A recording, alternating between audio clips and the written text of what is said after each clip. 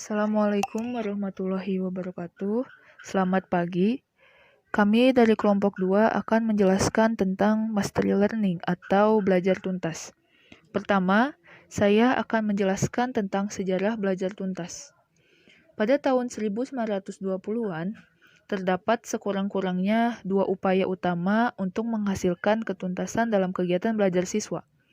Satu di antaranya adalah The Winnetka Plan dari Carleton Washburn dan sejawatnya 1922, dan yang lainnya adalah satu pendekatan yang dikembangkan oleh Profesor Henry C. Morrison 1926 di Sekolah Laboratorium pada University of Chicago. Kedua pendekatan tersebut memiliki banyak kesamaan. Pertama, ketuntasan didefinisikan berdasarkan tujuan khusus pendidikan yang diharapkan dicapai oleh masing-masing siswa. Kedua, pembelajaran diorganisasikan ke dalam unit-unit kegiatan belajar yang dirumuskan dengan baik. Ketiga, penguasaan yang lengkap terhadap setiap unit merupakan persyaratan bagi siswa sebelum dapat maju ke unit berikutnya. Keempat, tes diagnostik kemajuan belajar yang tidak diberi nilai dilakukan pada akhir setiap unit untuk mendapatkan umpan balik mengenai apakah prestasi kegiatan belajarnya sudah memadai. Tes tersebut dapat menunjukkan apakah unit itu sudah terkuasai atau apakah masih perlu dipelajari lagi untuk mencapai penguasaan. Kelima, atas dasar diagnostik tersebut, kegiatan belajar setiap siswa dilengkapi dengan kegiatan belajar korektif atau learning korektif yang tepat, sehingga dia dapat menyelesaikan kegiatan belajarnya. Keenam, faktor waktu dipergunakan sebagai satu variabel dalam mengindividualisasikan pembelajaran dan dengan demikian dapat menghasilkan ketuntasan belajar siswa. Metode Morrison populer hingga tahun 1930-an, tetapi akhirnya gagasan belajar tuntas itu tenggelam, terutama karena tidak tersedianya teknologi yang dibutuhkan untuk mempertahankan keberhasilan strategi tersebut. Gagasan tersebut baru muncul kembali pada tahun 1950-an dan awal tahun 1960-an sebagai akibat dari diperkenalkannya pembelajaran terprogram atau programmed instruction. Jadi, model pembelajaran terprogram merupakan alat yang berharga untuk membantu beberapa siswa untuk mencapai penguasaan, tetapi bukan merupakan model belajar tuntas yang baik. Namun, satu model yang baik ditemukan oleh John Becquerel yang dinamainya Model of School Learning.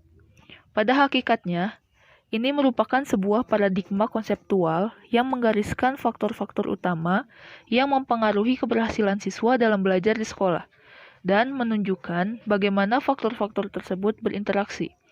Model tersebut sebagian didasarkan pada pengalaman Carroll dalam mengajar bahasa asing. Di sini, dia menemukan bahwa aptitude atau bakat potensi seorang siswa dalam bahasa tidak hanya memprediksi tingkat ketuntasan belajarnya dalam waktu yang ditentukan, tetapi juga memprediksi jumlah waktu yang dibutuhkannya untuk belajar hingga mencapai tingkat ketuntasan tertentu. Oleh karena itu, Carroll tidak memandang aptitude sebagai penentu tingkat ketuntasan belajar siswa, melainkan dia mendefinisikan aptitude sebagai pengukur jumlah waktu yang diperlukan untuk mempelajari satu tugas hingga mencapai tingkat standar tertentu dalam kondisi pembelajaran yang ideal.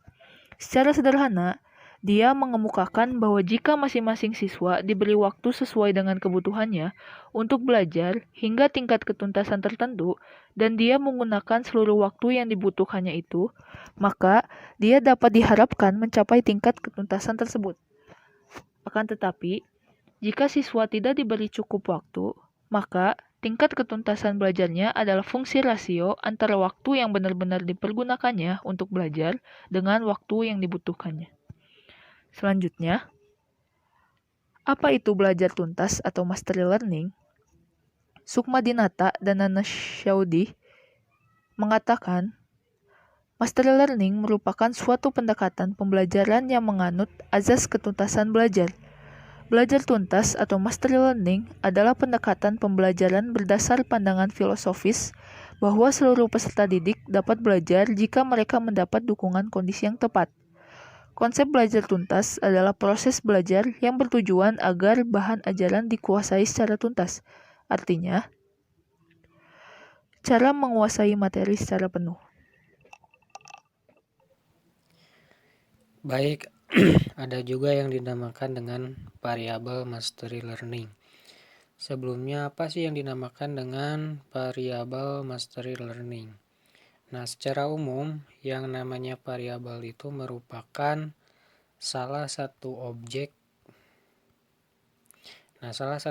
penelitian atau media terfokus dari dalam suatu penelitian yang berbentuk abstrak maupun real, yang mana nilai dari variabel memiliki varian yang bersifat dapat berubah-ubah, sehingga menghasilkan pengertian variabel secara umum yaitu sebagai salah satu objek yang ditentukan oleh peneliti dengan tujuan untuk memperoleh hasil informasi yang dapat disimpulkan.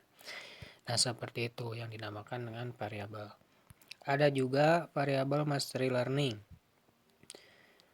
Nah, ini terdapat beberapa variabel yang harus diperhatikan dalam penerapan sistem belajar tuntas atau mastery learning.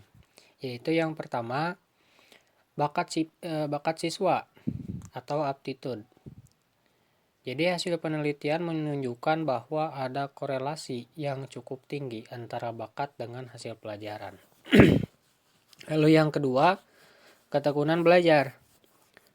Nah, ketekunan erat kaitannya dengan dorongan yang timbul dalam diri siswa untuk belajar dan mengolah informasi secara efektif dan efisien, serta pengembangan minat dan sikap yang diwujudkan dalam setiap langkah instruksional. Lalu yang ketiga ada kualitas pembelajaran. Nah, kualitas pembelajaran ini merupakan keadaan yang mendorong siswa untuk aktif belajar dan mempertahankan kondisinya agar tetap ada dalam keadaan siap menerima pelajaran. Kualitas pembelajaran ditentukan oleh kualitas penyajian, penjelasan, dan pengaturan unsur-unsur tugas belajar. Lalu yang keempat, ada kesempatan waktu yang tersedia. Penyediaan waktu ini yang cukup untuk belajar dalam rangka mencapai tujuan instruksional yang ditetapkan dalam suatu mata pelajaran. Bidang studi atau pokok bahasan yang berbeda-beda sesuai dengan bobot pelajaran dan tujuan yang ditetapkan. Seperti itu. Nah, lalu ada juga yang selanjutnya ciri-ciri mastery learning atau ciri-ciri belajar tuntas. Nah, ciri-ciri belajar tuntas atau bisa disebut juga karakteristik belajar tuntas. Ini dari Suryo Subroto pada tahun 97. Ciri-ciri model pembelajaran dengan prinsip belajar tuntas atau mastery learning adalah sebagai berikut. Nah, ada 6 poin di sini yang kita bahas. Yang pertama adalah pengajaran didasarkan atas tujuan-tujuan pendidikan yang telah ditentukan terlebih dahulu. Artinya, bahwa tujuan dari strategi belajar mengajar adalah agar hampir semua siswa atau semua siswa dapat mencapai tingkat penguasaan tujuan pendidikan. Jadi baik cara belajar mengajar maupun alat evaluasi yang digunakan untuk mengatur keberhasilan siswa harus berhubungan erat dengan tujuan-tujuan pendidikan yang akan dicapai. Lalu yang kedua, memperhatikan perbedaan individu. Nah, maksudnya dengan perbedaan di sini adalah perbedaan siswa dalam hal menerima rangsangan dari luar dan dari dalam dirinya serta laju belajarnya. Itu harus diperhatikan. Dalam hal ini, pengembangan proses belajar mengajar hendaknya dapat disesuaikan dengan sensitivitas indera siswa. Jadi belajar mengajar yang hanya menggunakan satu metode dan satu macam media tidak dapat memberikan hasil yang diharapkan. Sebaliknya, cara mengajar yang menggunakan multimetode dan multimedia akan menghasilkan proses belajar yang bermutu dan relevan. Lalu yang ketiga, ini ada evaluasi dilakukan secara kontinu dan didasarkan atas kriteria. Evaluasi dilakukan secara kontinu artinya ini diperlakukan agar guru dapat menerima umpan balik yang cepat atau segera, sering dan sistematis. Jadi evaluasi dilakukan pada awal, selama, dan pada akhir proses belajar mengajar berlangsung. Evaluasi berdasarkan kriteria mengenal dua macam bentuk, yaitu evaluasi formatif dan evaluasi sumatif. Lalu yang selanjutnya, yang keempat, ini menggunakan program perbaikan dan program pengayaan. Artinya, program perbaikan dan program pengayaan ini adalah sebagai akibat dari pengguna evaluasi yang kontinu dan berdasarkan kriteria serta pandangan terhadap perbedaan kecepatan belajar mengajar siswa. Nah, program perbaikan ditunjukkan kepada mereka yang belum menguasai tujuan instruksional tertentu, sedangkan program pengayaan diberikan kepada mereka yang telah menguasai unit pelajaran yang diberikan. Lalu yang kelima, di sini menggunakan prinsip siswa belajar aktif. Nah, prinsip siswa belajar aktif memungkinkan siswa mendapatkan pengetahuan berdasarkan kegiatan-kegiatan yang dilakukan sendiri. Cara belajar mengajar demikian mendorong siswa untuk bertanya bila mengalami kesulitan, mencari buku-buku atau sumber-sumber yang lain untuk memecahkan persoalan-persoalan yang dihadapinya. Selain itu, prinsip siswa belajar aktif dapat mengembangkan keterampilan kognitif, keterampilan manual, kreativitas, dan logika berpikir.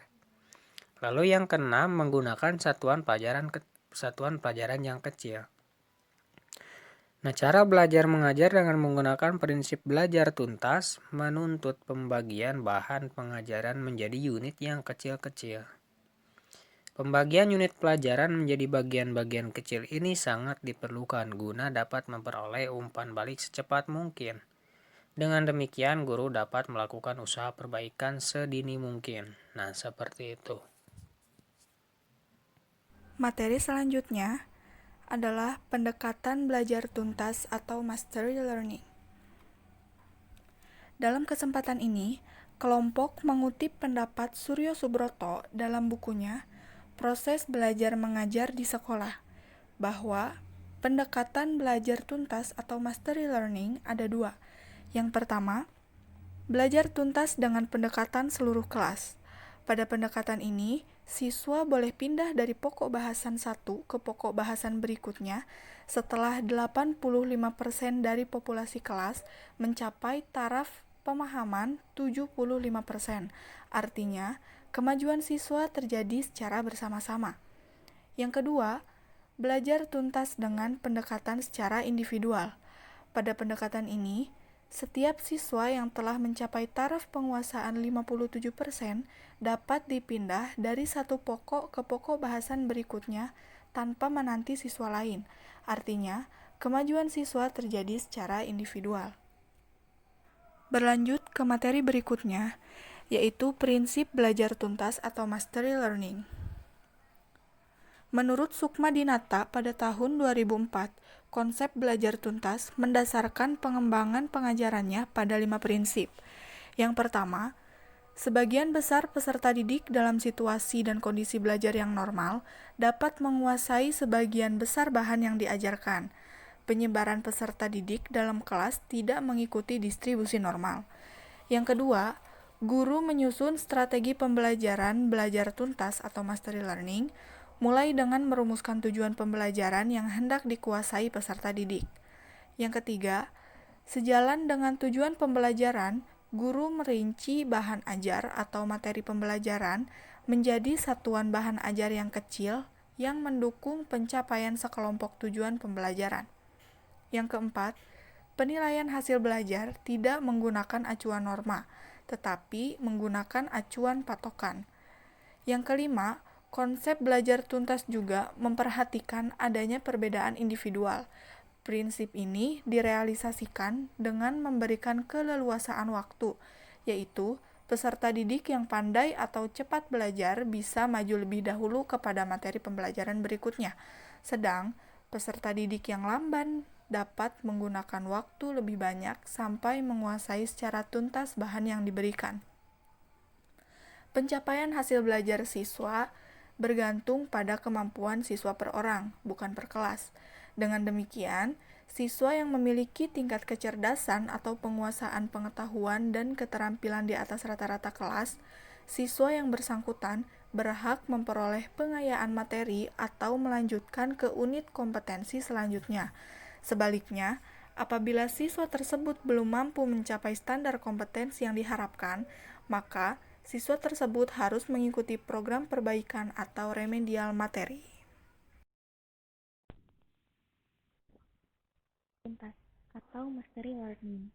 Menurut Mansur tahun 1992, pelaksanaan belajar tuntas terdiri atas langkah-langkah sebagai berikut. Yang pertama, ada kegiatan orientasi. Kegiatan ini mengorientasikan setiap siswa terhadap belajar tuntas yang berkenan terhadap orientasi tentang apa yang akan dipelajari oleh siswa. Dalam pelaksanaan konsep belajar tuntas, apabila kelas itu belum biasa menggunakan strategi belajar tuntas, maka guru terlebih dahulu memperkenalkan prosedur belajar tuntas kepada siswa dengan maksud memberikan motivasi, menumbuhkan kepercayaan diri, dan memberikan petunjuk awal. Yang kedua, kegiatan belajar mengajar. Guru mengenalkan TIK pada satuan pelajaran yang akan dipelajari dengan cara yang pertama, memperkenalkan tabel spesifikasi tentang arti dan cara mempergunakannya untuk kepentingan belajar. Yang kedua, penyajian rencana kegiatan belajar berdasarkan standar kelompok. Tujuannya adalah menjelaskan apa yang akan dilakukan siswa dalam kegiatan kelompok. Yang ketiga, penyajian pelajaran dalam situasi kelompok berdasarkan satuan pelajaran. Guru menyampaikan pelajaran sambil memberi peringatan secara periodik untuk menarik perhatian siswa. Selebihnya bisa dilihat di makalah. Selanjutnya, penentuan tingkat penguasaan bahan. Setelah satuan pengajaran selesai diberikan, diadakan tes summatif dan diperiksa oleh temannya sendiri berdasarkan petunjuk guru. Mereka sendiri yang menentukan tingkat penguasaan bahan berdasarkan kriteria penguasaan yang telah ditetapkan sebelumnya. Yang keempat, memberikan atau melaporkan tingkat penguasaan setiap siswa, bertujuan untuk mengetahui tingkat pengayaan mereka. Bahan yang sudah dikuasai ditandai dengan M atau mastery, dan yang belum dikuasai ditandai dengan NM atau non-mastery. Materi selanjutnya yaitu ada kelebihan dan kelemahan dari pembelajaran tuntas. Nah, di sini ada beberapa kelemahan dan kelebihan dari pembelajaran tuntas. Yang pertama itu ada kelebihan. Kelebihan yang pertama yaitu ada memungkinkan siswa belajar lebih aktif dan memberi kesempatan kepada siswa untuk mengembangkan diri sendiri, memecahkan masalah sendiri dengan proses menemukan dan bekerja sendiri. Kelebihan yang kedua yaitu berorientasi kepada peningkatan produktivitas hasil belajar karena siswa dapat menguasai bahan pelajaran secara tuntas, menyeluruh, dan utuh. Kelebihan yang ketiga yaitu pendekatan ini pada hakikatnya tidak mengenal siswa yang gagal belajar atau tidak naik kelas. Penilaian yang dilakukan terhadap kemajuan belajar siswa mengandung unsur objektivitas yang tinggi, sebab penilaian dilakukan oleh guru, rekan sekelas, dan oleh diri sendiri, dan berlangsung secara berlanjut serta berdasarkan ukuran keberhasilan yang jelas dan spesifik. Selanjutnya yaitu ada kelemahan dari pembelajaran tuntas. Kelemahan yang pertama yaitu guru sering mengalami kesulitan dalam membuat perencanaan mengajar, karena harus dibuat untuk jangka waktu yang cukup panjang di samping penyusunan perencanaan mengajar yang lengkap dan menyeluruh. Kelemahan yang kedua yaitu pendekatan mastery learning ini dalam pelaksanaannya harus melibatkan berbagai kegiatan, yang berarti menuntut macam-macam kemampuan guru yang memadai. Kelemahan yang ketiga yaitu ada guru-guru yang sudah terbiasa melaksanakan pembelajaran dengan cara-cara yang lama biasanya akan mengalami hambatan untuk melaksanakan pendekatan mastery learning ini. Untuk lebih lengkapnya, kelebihan dan kelemahannya terdapat dalam makalah kelompok. Mungkin hanya itu saja dari kelompok kami. Kurang dan lebihnya mohon dimaafkan. Wassalamualaikum warahmatullahi wabarakatuh.